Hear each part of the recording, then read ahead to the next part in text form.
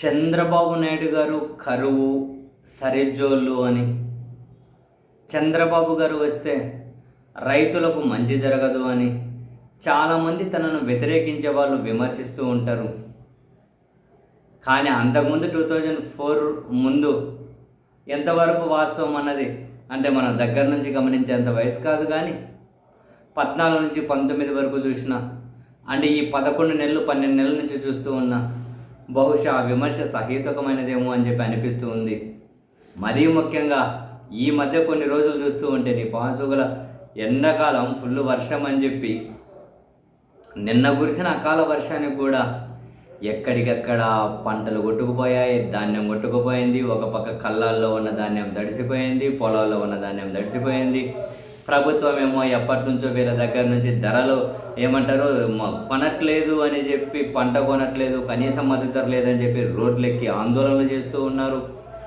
వీళ్ళేమో కొనట్ల, కాసింత తడిసిన ధాన్యం ఉన్నా రంగు మారినా కొనడం లేదు.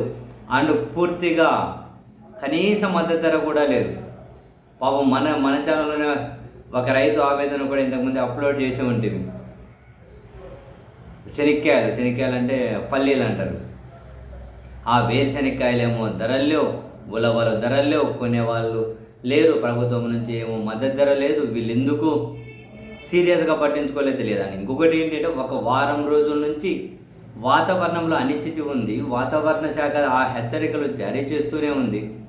అయినా కూడా ప్రభుత్వం రైతుల వాళ్ళ కష్టాల్లో పడకుండా వాళ్ళ ధాన్యం విషయంలో కనీస చర్యలు తీసుకోలే.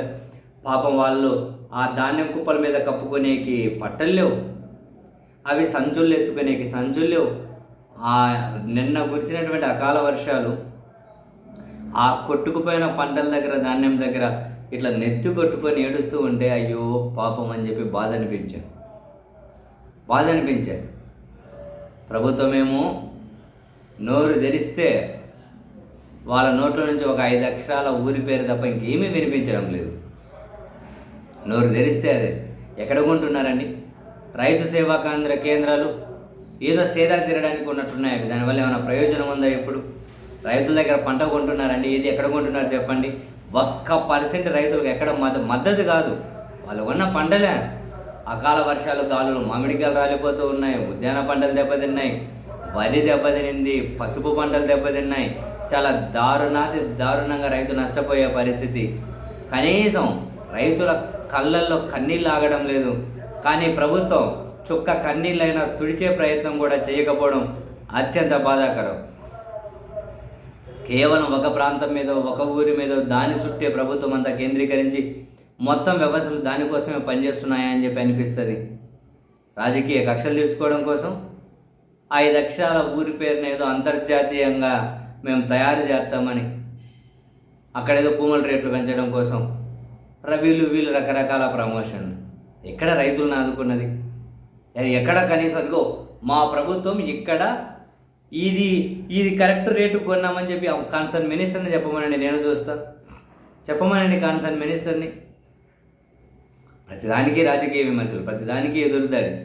రైతులు నీ ప్రభుత్వం పట్టించుకోవడం లేదు అని జగన్మోహన్ రెడ్డి గారు విమర్శ చేస్తే, విమర్శ కాదు నిజం. వీళ్ళేమో వర్క్ ఫ్రమ్ బెంగళూరు చేస్తే నీకు ఎట్లా కనిపిస్తుంది? ఇప్పుడు తిరగండి, ఆ కొట్టుకుపోయిన ప్లేస్లలో మీరు తిరగండి. రైతులు మీ పని చెబుతారు, తిరగండి. ఇప్పుడు జగన్ విమర్శించిన తర్వాత ఇప్పుడు తిరగండి, వెళ్ళి ఆ కొట్టుకుపోయిన దగ్గర, ధాన్యం కొట్టుకుపోయిన దగ్గర, తడిసిపోయిన దగ్గర, రైతులు కన్నీళ్ళ దగ్గర. సరే, రైతుకు అంత తిరుగుబాటు లేదు కాబట్టి అఫీషియల్గా మీరు చుట్టూ మంది మార్బలని వేసుకొని పోయి చూసేసి ఫోటో పోసేసి తిరిగి రాగలుగుతారేమో పాలకులు. ఎంత కష్టాలు వచ్చాయండి వాళ్ళకు పాపం.